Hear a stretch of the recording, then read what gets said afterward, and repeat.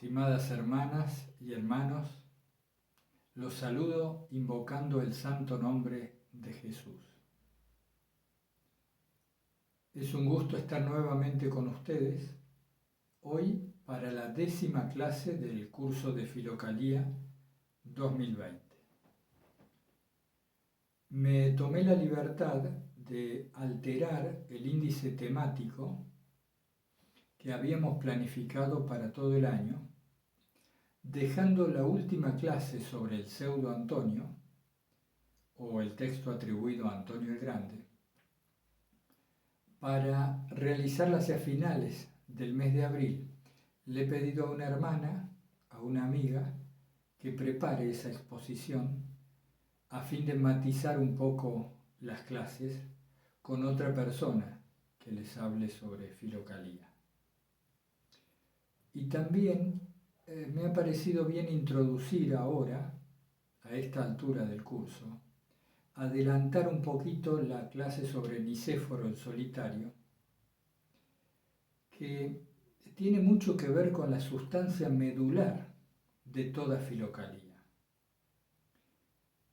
Nicéforo el monje, o Nicéforo el Solitario, escribió un muy breve tratado llamado Sobre el método respiratorio, que fue el que finalmente se propagó y se difundió en muchos monasterios de la Iglesia Ortodoxa y llega hasta nuestros días, en su práctica y en su teoría también, hasta el Monte Athos.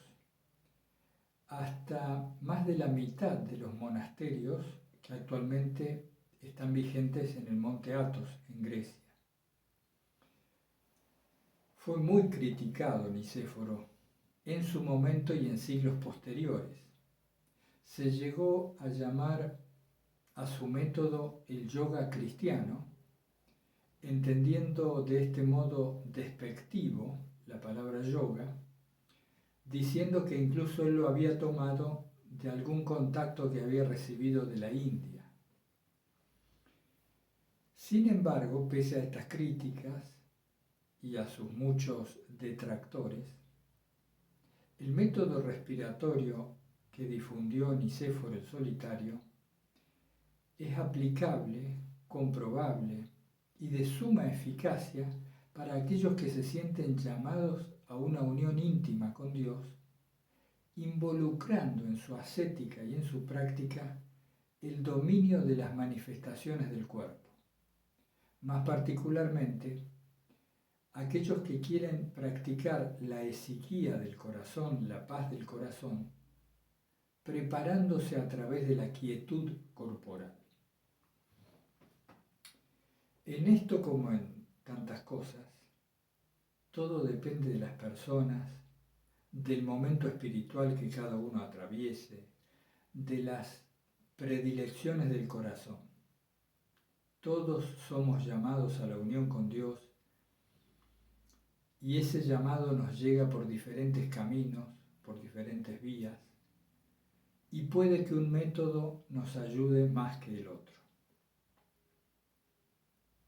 No puedo negar de todas maneras que el esicasmo aconsejado, recomendado por Nicéforo el Solitario, fue el que más se expandió entre eremitas y monjes que pretendían llegar al silencio interior desde el siglo XV hasta nuestros días, y particularmente en la Iglesia Ortodoxa.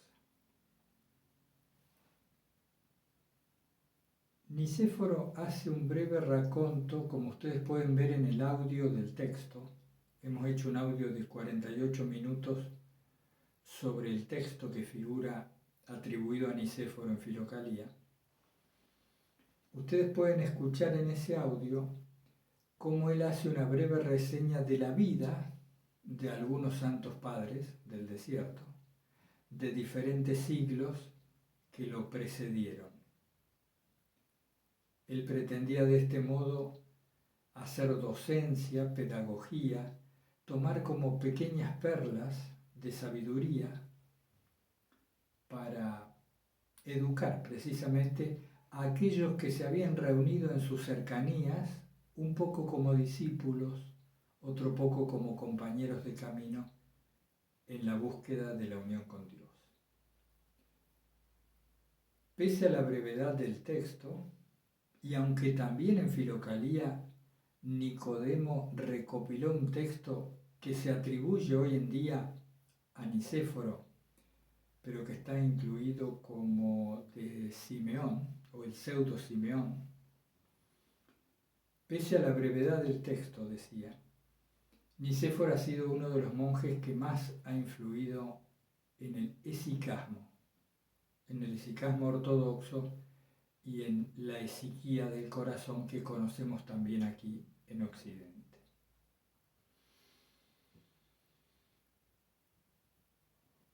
Vamos a abordarlo sin más dilación. Nicéforo dice que él nos va a enseñar un método para llegar rápidamente a la fotofanía de nuestro Señor Jesucristo. Fíjense la palabra que usa, fotofanía. Es decir, a la experiencia de la luz que Jesucristo aporta al corazón. En la última clase virtual, o en el último encuentro virtual, mejor dicho, que tuvimos en el día de ayer, uno de los hermanos participantes del curso, Alejandro particularmente, nos comentaba acerca de cierto desvío que puede producirse, si es que lo entendí bien, cuando una persona se pone a buscar una experiencia determinada en lugar de a Cristo en el corazón. En este mundo consumista, tan acostumbrados como estamos a irnos hacia afuera de nosotros, a externalizarnos, creo que el comentario de Alejandro era muy atinado. Aún en el camino espiritual o en los senderos de la búsqueda espiritual, se suele acometer la persecución de experiencias interiores, como a veces solemos ir a buscar un objeto al centro de compras, en pos de algún tipo de placer extraordinario que sacie nuestros sentidos. Y por eso insisto que el comentario era muy atinado. Pero esta fotofanía de la que nos habla Nicéforo se refiere más bien a un estado que a una experiencia. Diferenciaría un estado de una experiencia diciendo, un estado es el lugar desde el cual se vive. Es un modo de abordarlo, no el único, seguramente. Estoy en una situación determinada del alma y desde allí observo la persona, el mundo y lo que imagino o lo que percibo de Dios. El estado en el que uno se encuentra condiciona toda percepción, todo pensamiento y todo sentimiento. El estado es la plataforma desde la cual toda observación surge. En cambio, una experiencia, al menos para estos fines, yo diría que una experiencia es un destello, es un acontecimiento inusual en el flujo del resto de los acontecimientos de la vida. Entonces, como decíamos en alguna otra clase, tan habituados estamos a buscar el placer en lugar de la verdadera felicidad,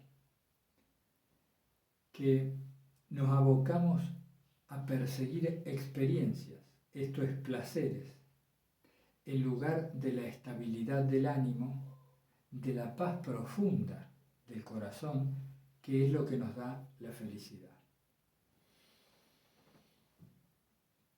En ese sentido, hay un término que usa Nicéforo que se refiere a la ataraxia. La ataraxia es un término griego que refiere a aquel estado del ánimo imperturbable, más allá de cualquier circunstancia, y que está definido por la ausencia de deseos y de temores.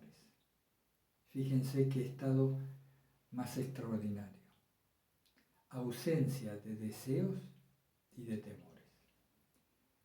Entonces Nicéforo el Solitario, mediante su breve tratado sobre la sobriedad del corazón y sobre el método respiratorio, le dice a los monjes, le dice a sus pares o a sus discípulos, según el caso, que él les va a decir cómo llegar a conocer a Jesucristo mediante la fotofanía en el corazón, la luz de Cristo en el corazón.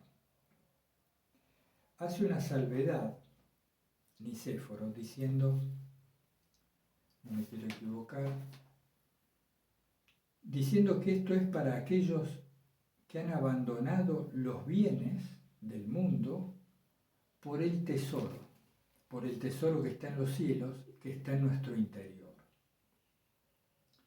Dice Nicéforo, podráis percibir el reino de Dios presente ante vosotros. El reino de Dios presente ante vosotros, ¿no? Lo sitúa como perceptible. Y después dice que la familiaridad con Dios nos permitirá acceder al reino que está dentro. ¿Cómo se accede, según Nicéforo, al reino de Dios que está dentro de nosotros? Dice que solamente si volvemos a reentrar en nosotros mismos. Nicéforo dice, solo volviendo a nosotros mismos, a reentrar en nosotros mismos, conoceremos la luz de Cristo en el corazón.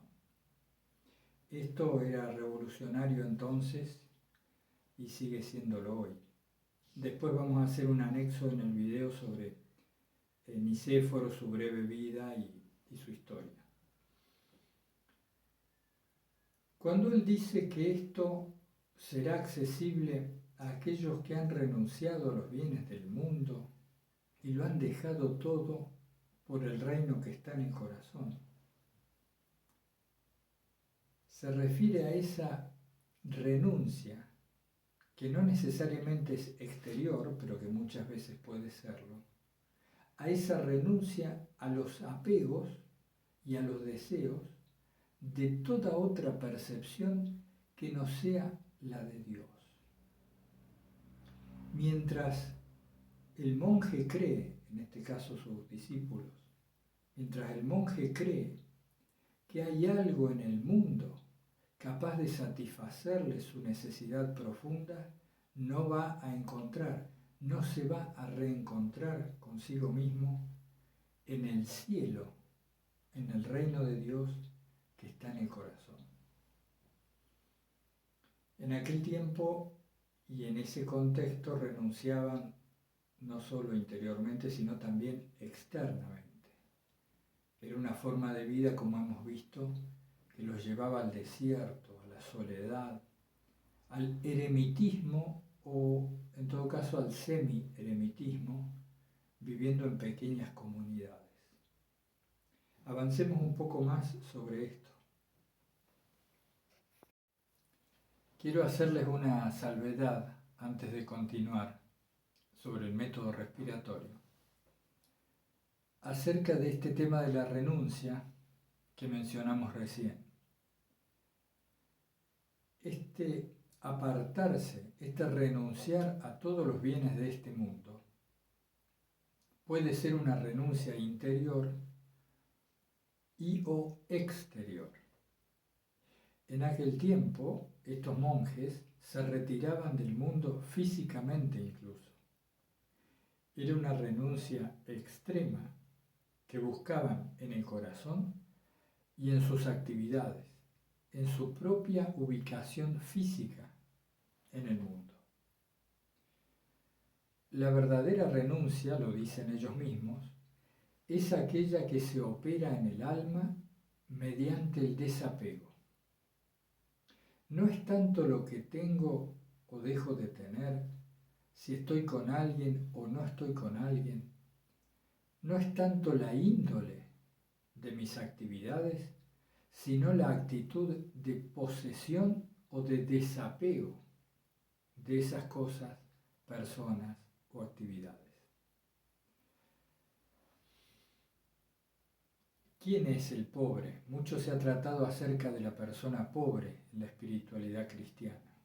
Autores de diversos siglos, de diversas culturas, con distintos carismas y distintos niveles de conocimiento, nos hablan de que el pobre es el que nada tiene interiormente.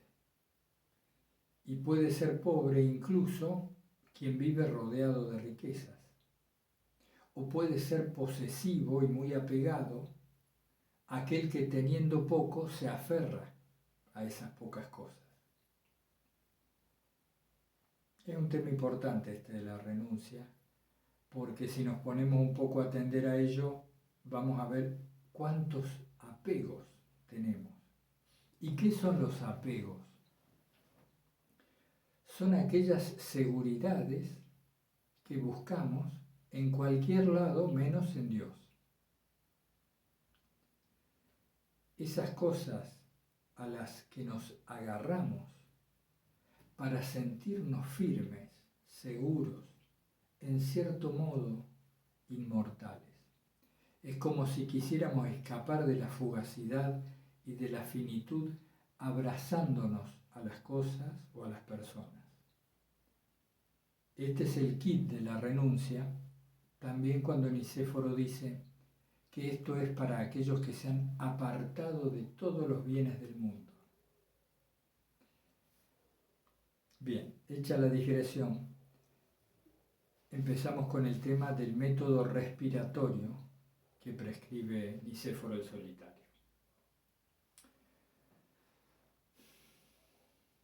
Él dice que esta es una ocupación, así la llama, la de la oración. Esta es una ocupación que rápidamente nos libera de las pasiones. Se atreve a decir que rápidamente nos libera de las pasiones. Y como afirma en el final de su tratado, lo refiere todo a su propia experiencia.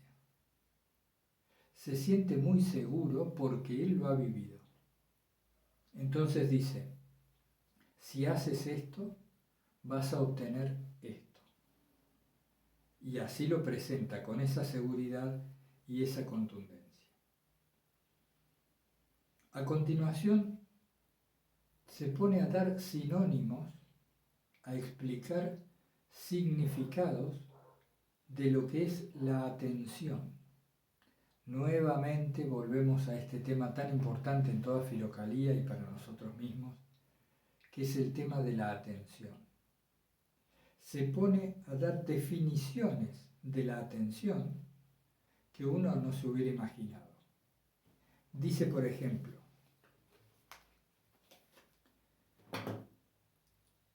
la atención es la penitencia cumplida y la certidumbre del perdón de los pecados. Dice, la atención es el despojamiento de las pasiones y el odio al mundo. Dice que es la llamada del alma, que la atención es la llamada del alma y que mediante la atención, Dios se inclina sobre el espíritu humano. Fíjense cuántos conceptos interesantes. Vamos por el primero, el de la penitencia cumplida y el de la certidumbre del perdón. Nicéforo nos quiere decir que sin encontrarnos libres de culpa, sin encontrarnos en la paz del perdón con nosotros mismos y del perdón de Dios, no vamos a poder reentrar, no vamos a poder ir al centro, al cielo que está en el corazón, con esas inquietudes fruto del pecado.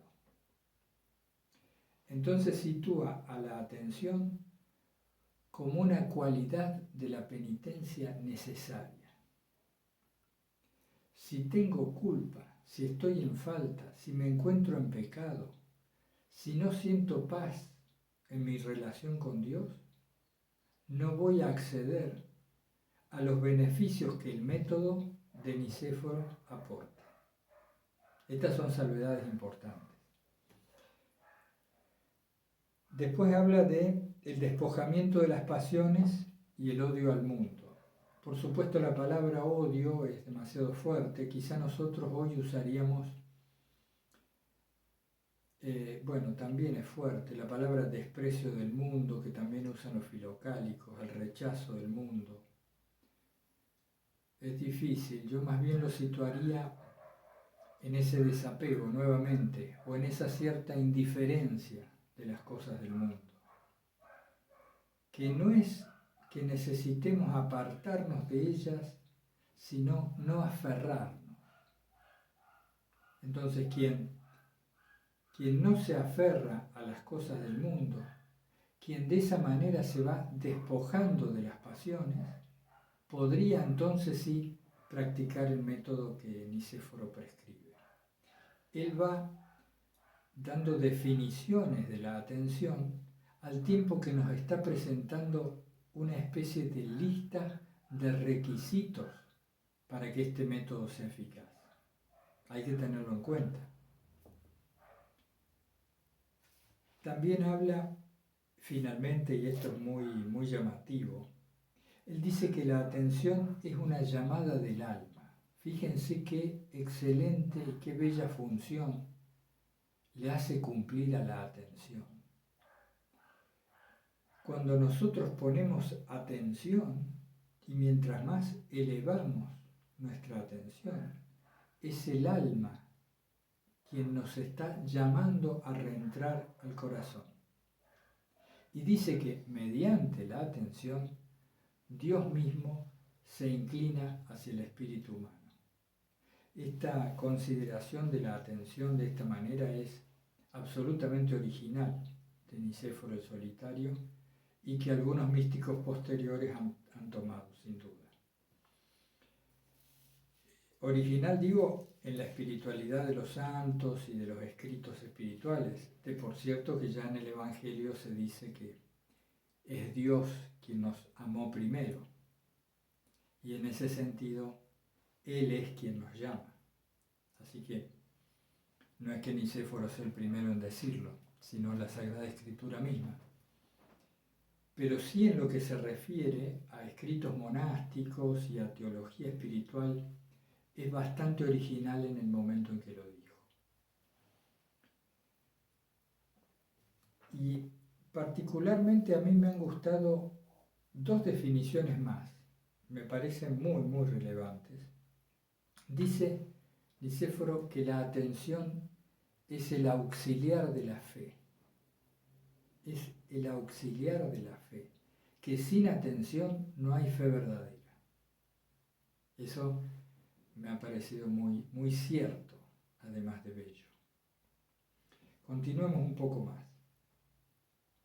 Hay dos traducciones de este texto de Nicéforo, una versión griega y una versión eslava, que difieren en unos términos, en algunos términos, pero que finalmente confluyen en un mismo sentido. Nicéforo dice en la versión griega que la atención es aquello que permite soportarlo todo. Soportarlo todo. Recuerden ustedes el modo de vida tan duro que estos monjes tenían y todos los demonios, pensamientos o logismoi que a ellos los acosaban en su soledad y en su austeridad de vida. Y la otra versión dice que que en la atención yace el poder de resistir todo lo que pueda venir. En la atención yace el poder de resistir todo lo que pueda venir. Porque la atención es como el vigía Es como aquel guardián que está en lo alto de la fortaleza y divisa todo el campo circundante. Y entonces tiene tiempo de advertir a los enemigos que se van presentando y de avisar para que la ciudadela se refuerce, esté en alerta. Son conceptos muy, muy claros y muy justos de lo que pasa en nuestro interior con este tema de la atención. Entonces, sintetizando un poco esta parte, Nicéforo dice, o mejor dicho, funda su método respiratorio en la cualidad, en la virtud de la atención. Y nos la presenta de diferentes maneras, pero sobre todo nos dice que sin esa capacidad de atención no nos será posible acceder al reino de Dios que está dentro de nosotros. Continuemos.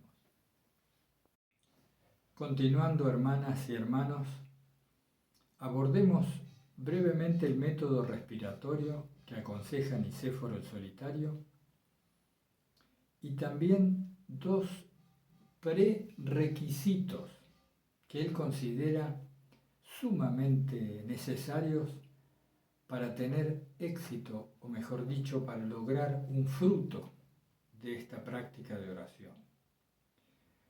Él decía que se necesita un guía espiritual que nos ayude a evitar los excesos de la atención. Fíjense ustedes qué curioso hablar de que es posible tener excesos en la atención, ya que la atención parece una virtud que nunca estaría de más tener en gran cantidad. Sin embargo, se refiere a ese tipo de atención introspectiva sobre los contenidos psicológicos. Esto puede confundirse fácilmente.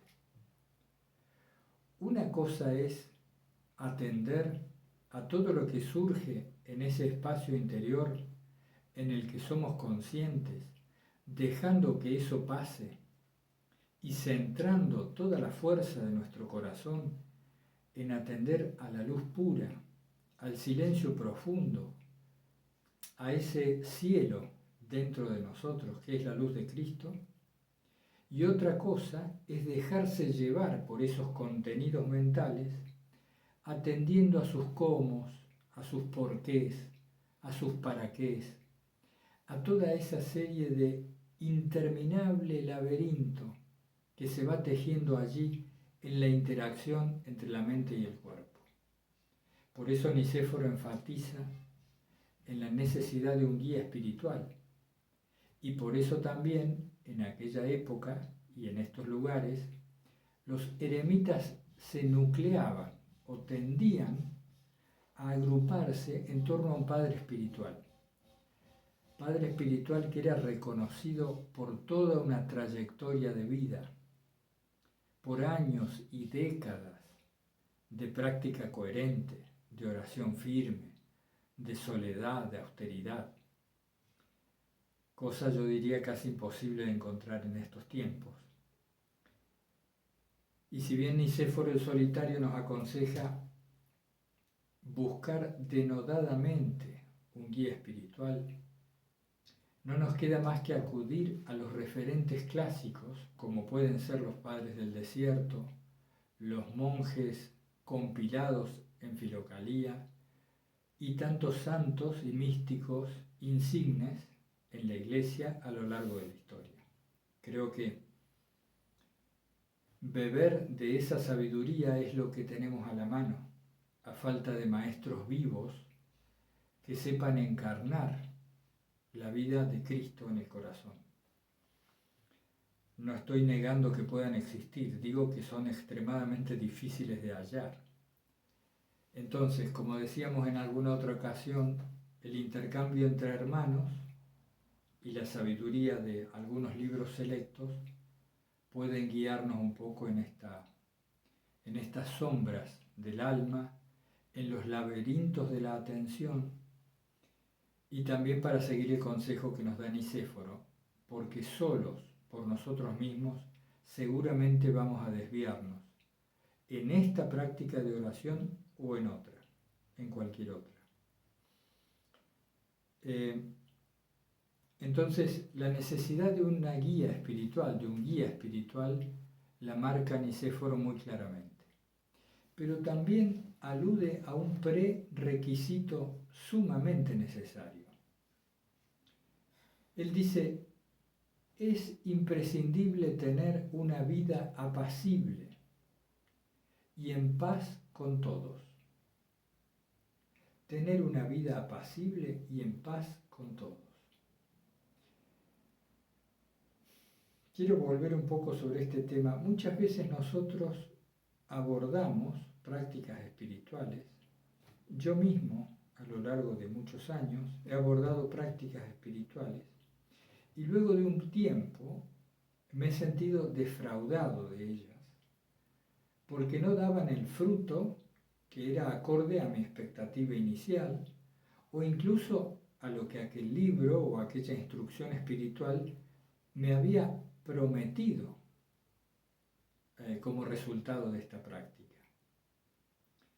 Pero cuando uno mira con sinceridad, con humildad, atreviéndose a verse, uno se da cuenta que no está cumpliendo los pasos previos a esa práctica espiritual.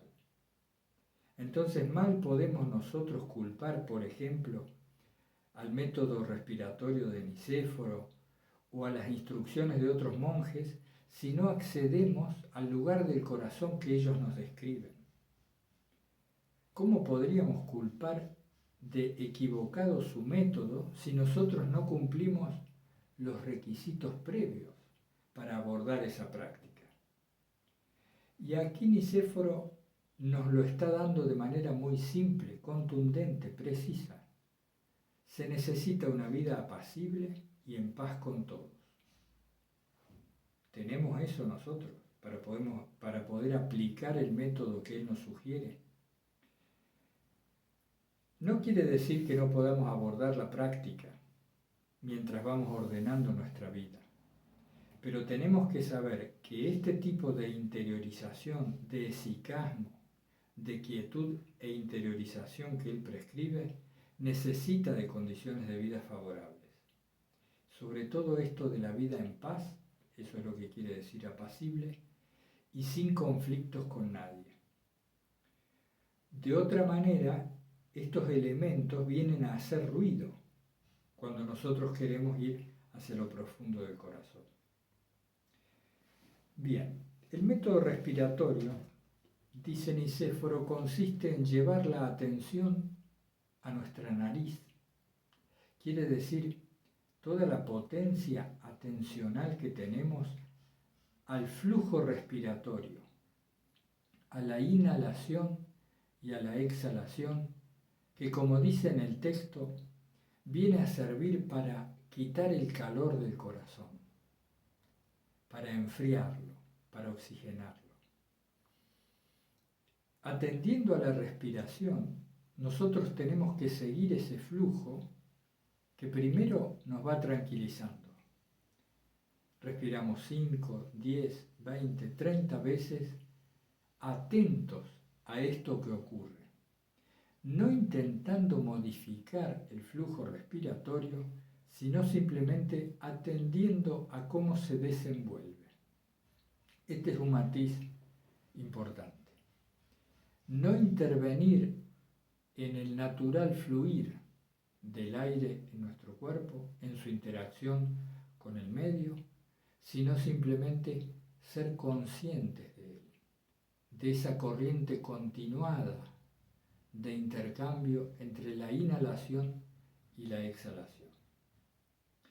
Hecho lo cual, tenemos que recoger esa atención que antes habíamos puesto en el flujo respiratorio hacia el centro del pecho. Algunos dicen que Nicéforo se refería a atender los latidos del órgano cardíaco. Otros dicen que no, que se refería de manera más difusa y generalizada a la sensación global que solemos tener todos en la zona del pecho. Sea como sea, debemos llevar nuestra atención allí y allí permanecer. ¿Qué quiere decir? Que debemos quitar la atención del resto de los fenómenos, pensamientos, sentimientos, sensaciones físicas incluso en otras partes del cuerpo, sonidos, como ahora mismo que se escuchan en el medio ambiente. Es decir, poner toda la atención en nosotros mismos, en nuestro interior profundo. Pero advierte Nicéforo que no debemos dejar ociosa a la mente, porque inmediatamente aparecerán nuevamente pensamientos de acuerdo a nuestras inercias, a nuestros vicios, a nuestras tensiones, compulsiones. Entonces él dice, aplícale a la mente el Señor Jesucristo, Hijo de Dios, tened piedad de mí. Aplícale la oración de Jesús, Señor Jesucristo, Hijo de Dios, ten piedad de mí. O cualquier otra variación que pudiera ser oportuna y que sea de la preferencia de ustedes. Entonces, esa es la primera instancia del método. Fíjense que es simple y complicado a la vez. Atendemos al flujo respiratorio varias veces, llevamos la atención a este ir y venir natural y luego vamos gradualmente profundizando esa capacidad de atender hacia lo más profundo del corazón. Llegados a ese punto, recogemos la atención incluso de la respiración misma e ignoramos el resto de cualquier otro fenómeno que pueda aparecer. Y allí permanecemos, pero no ociosos, sino repitiendo la oración de Jesús. Dice después Nicéforo que esto nos va a producir en un momento no muy lejano una gran alegría. Y compara esa alegría con la que tiene un viajero que regresa al hogar a ver a su esposa y a sus hijos después de un largo viaje. Esta alegría que no tiene un objeto preciso, que no está sujeta a un fenómeno, es la alegría que empieza a aparecer por la efusión de la gracia en el corazón del ser humano. Es decir, la luz de Cristo, que siempre está presente, que es lo que esencialmente somos en la comunión con Dios, empieza a hacerse sentir, habiendo nosotros despejado esa bruma, esa neblina, esa gran cantidad de ruido que habitualmente no nos deja escuchar. ¿Escuchar qué? La voz del Espíritu Santo, que es más bien silencio, que es un modo de ser y de estar en el mundo y entre las cosas. Pero Nicéforo dice que es posible que esto no sea para todos, que no cualquier practicante que se aplique a este método logre llevar la atención al centro del corazón. Y entonces recomienda repetir, esto sería un poco, hay que reconocerlo un poco a la fuerza, repetir mentalmente la oración de Jesús. Es decir, no la puedes llevar al corazón, toma la firme determinación de ocuparla en tu mente a como dé lugar, impidiendo la penetración de los pensamientos. Es como si, de tanto que te fuerzas a repetirla con la mente, llenaras ese espacio y los pensamientos que te acosan no pudieran entrar. No es fácil, tengan en cuenta esto. Ellos vivían en celdas aisladas, algunos en el desierto, otros en poblados, pero en general la mayor parte del día en aislamiento, en reclusión. Se los llamaba los reclusos. En esa condición tenían ventajas y desventajas. Una de las ventajas es que estaban libres de multitud de estímulos que nosotros tenemos todos los días, por los medios de comunicación, por la ciudad misma. pero tenía la desventaja de que al estar en absoluta soledad y silencio, los demonios internos, los pensamientos, los logismoi, se hacían patentes, evidentes. Entonces ellos muchas veces tenían que iniciar una lucha realmente confrontativa, hasta que la mente cedía, se rendía y la oración de Jesús cubría todo el espectro de conciencia. Y nuevamente allí, por este método indirecto o secundario, se podía acceder también a esta alegría, a esta efusión del espíritu. Quiero leerles una parte. Saben que a raíz del confinamiento no tengo el volumen en papel en el cual figura Nicéforo y por eso estoy acudiendo al ordenador.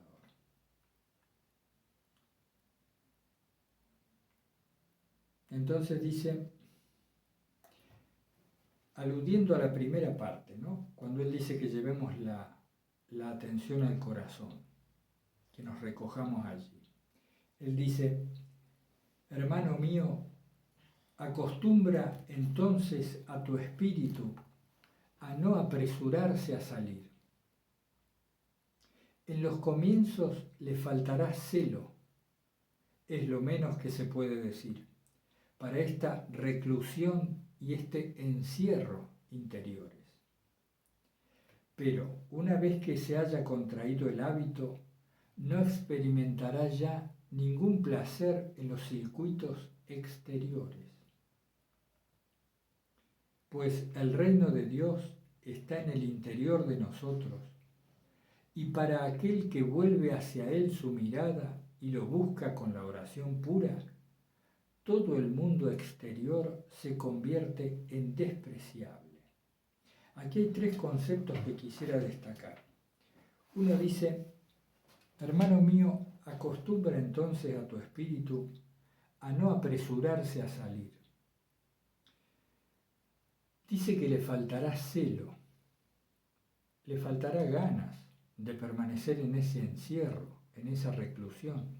Y esto porque al comprimirse la presencia de la atención bien al interior, todas las sombras que habitualmente permanecen inconscientes debido a nuestro hábito de estar siempre fuera, externalizados, todos estos ingredientes inconscientes hacen presión, quieren salir y se manifiestan a esta atención.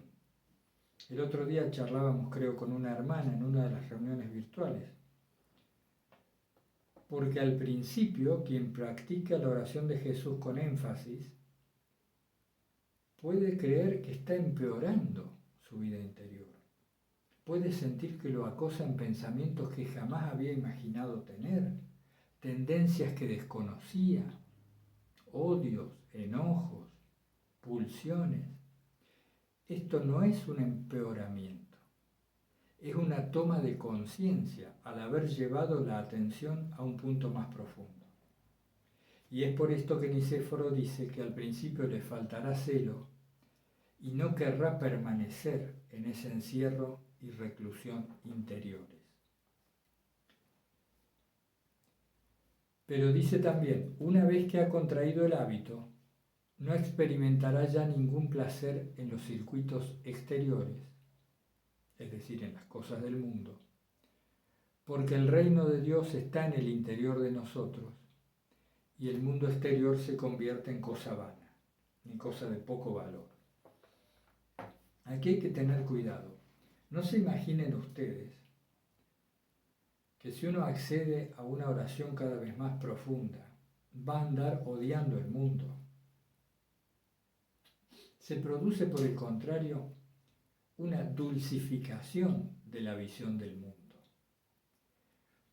La teosis o la divinización del hombre implica la transfiguración del mundo en algo muy similar al paraíso original en cuanto a que se percibe la presencia de Dios. Eso nos dicen los filocálicos. Cuando se alude a que las cosas del mundo se tornan despreciables o indiferentes se refieren a que ya no las consideramos como lo necesario para estar en paz o como lo imprescindible para nuestra felicidad. Entonces nuestra acción en el mundo es mucho más desapegada, no andamos aferrándonos, como decíamos antes. Esta alegría interior que surge por la práctica repetida de la oración de Jesús es un misterio. Desde la mente cotidiana en la que todos andamos, no puede entenderse cómo nos surge un terrible aburrimiento de estar repitiendo la oración una y otra vez. ¿Cómo puede ser que repetir una frase hasta el cansancio, hablándole a un Dios que no contesta, que no se percibe con claridad, vaya a llenarnos el corazón de gozo? ¿Cómo es posible semejante afirmación? Yo no les puedo hablar de mi experiencia porque no es la que tiene Nicéforo, ni me le acerco. Pero sí puedo contarles, y otros también pueden contar, que la oración de Jesús, llevada adelante con persistencia, empieza a darnos muestras, síntomas de una extraña alegría que empieza a salir a la superficie, a la conciencia, y que no tiene un objeto aparente. Cuando la mente busca ese objeto, se pregunta de dónde viene, porque no puede estar en la repetición de la frase misma. Alguna vez hemos vivido, quizá en un monasterio, en algunas ocasiones especiales, una clara conciencia de que esa alegría estaba presente en el intervalo entre cada repetición de la oración de Jesús. Creo que esto lo hemos dicho en el retiro del peregrino. Entre frase y frase, el fondo es silencio, y ese silencio es alegría, es gozo, es tranquilidad del alma. Pero para ello hay que repetirla muchas veces, con determinación interior y sobre todo atendiendo a los requisitos que Nicéforo el Solitario nos propone. Había otro concepto acá en esta parte que les he leído.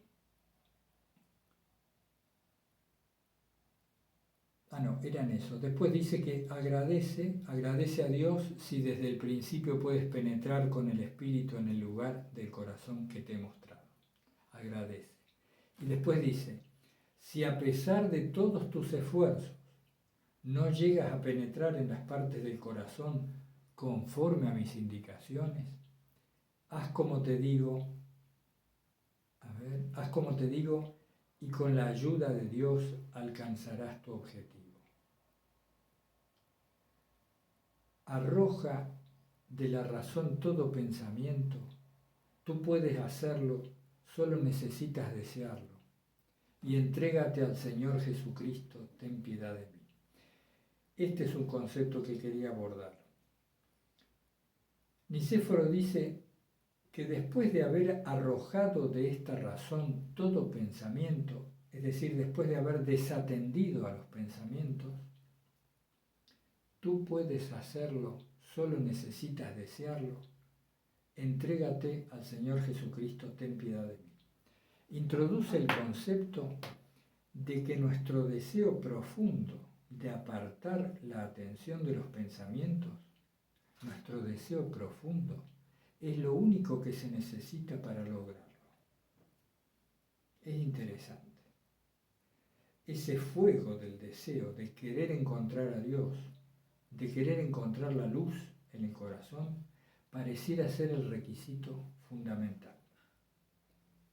Entonces, resumiendo, si no encontramos el lugar del corazón, mediante la atención a la respiración y todo lo que hemos dicho, centrémonos en apartar la atención de todo pensamiento y anteponer allí la oración de Jesús, una y otra vez.